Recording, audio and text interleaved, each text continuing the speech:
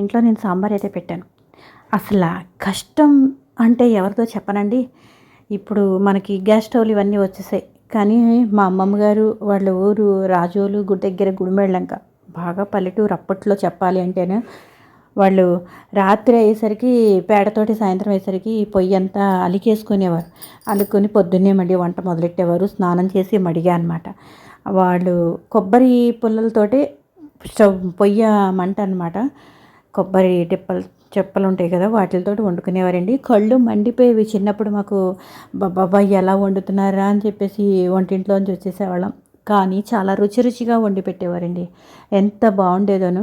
అన్నీను తగరం గిన్నెలు ఉండేవండి. ఇప్పుడు గిన్నెలు కాదు. అవి ఒక రకమైన సేవిండిలోనే తగరం అని వేరే ఉంటుంటా చాలా స్ట్రాంగ్‌గా ఉండేవి. అలా గిన్నెలతో పెడితే చాలా చాలా రుచి అనమాట. మీకు ఇప్పటికి ఐడియా ఉందో లేదో తెలీదు. తగరం గిన్నెలు అంటే మాకు ఉండేవి గానీ అన్నీ మార్చేసాం మొత్తం గిన్నెలన్నీ. ఇలా ఉంటాయండి పాత వాళ్ళకి మాకు ఇప్పటికి తేడా ఏంటంటే అది వాళ్ళకి ఓపికలు ఎక్కువ, మాకు సహనం తక్కువ. ఇలా చాలా కష్టమైందన్నమాట.